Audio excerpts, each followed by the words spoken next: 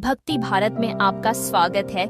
अगर आपको वीडियो पसंद आए तो इसे लाइक करें, शेयर करें और ऐसे और भी भक्ति वीडियो देखने के लिए सब्सक्राइब करें।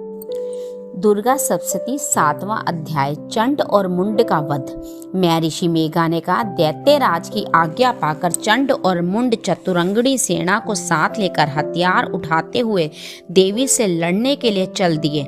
हिमालय पर्वत पर पहुंचकर उन्होंने मुस्कुराती हुई देवी जो सिंह पर बैठी हुई थी देखा। जब असुर उनको पकड़ने के लिए तलवारें लेकर उनकी ओर बढ़े तब अंबिका को उन पर बड़ा क्रोध आया और मारे क्रोध की उनका मुख काला पड़ गया, उनकी भ्रुकुटियां चढ़ गईं और उनके ललाट में से अत्यंत भयंकर और अत्यंत विस्तृत मुख वाली लाल आंखों वाली काली प्रकट हो गई, जो कि अपने हाथों से तलवार और पाश लिए हुई थी। वह विचित्र खड्ग धारण किए हुए थी और चीते के चर्म की साड़ी नरमुंडों की माला पहन रखी थी। उसका मांस सूखा हुआ था और शरीर केवल हड्डियों का ढांचा था, जो भयंकर शब्द से दिशाओं को पूर्ण रूप से देख रही थी।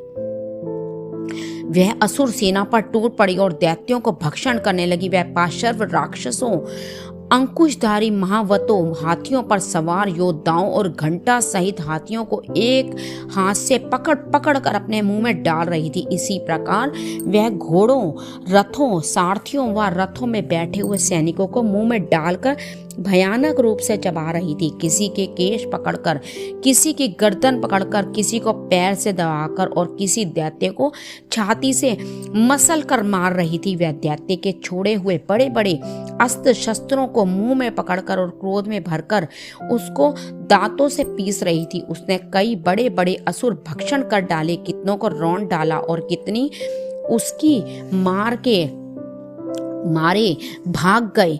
कितनों को उसने तलवार से मार डाला, कितनों को अपने दांतों से समाप्त कर दिया। और इस प्रकार से देवी ने क्षण भर में संपूर्ण दैत्य सेना को नष्ट कर दिया। यह देख महापराक्रमी चंड काली देवी की ओर लपका और मुंड ने भी देवी पर अपने भयानक बाणों की वर्षा आरंभ कर दी और अपने हजारों चक्र उस पर छोड़े।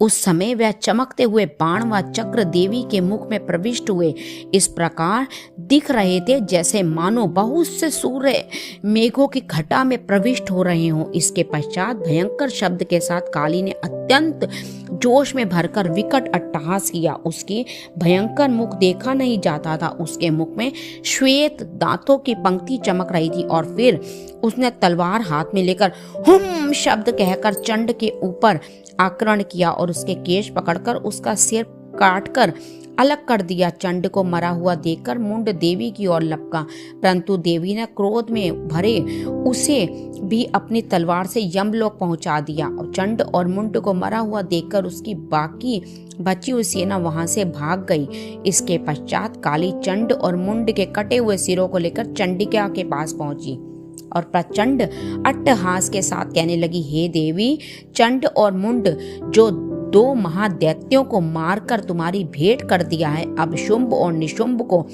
तुमको स्वयं वध करना है। महर्षि मेघा ने कहा, वहां लाए हुए चंड और मुंड के सिरों को देखकर कल्याणमयी चंडी ने काली से मधुर वाणी में कहा, हे देवी, तुम चूंकि चंड और मुंड को मेरे पास लेकर आई हो, अतः संसार में चामुंडा के नाम से तुम्हारी ख्याति होगी।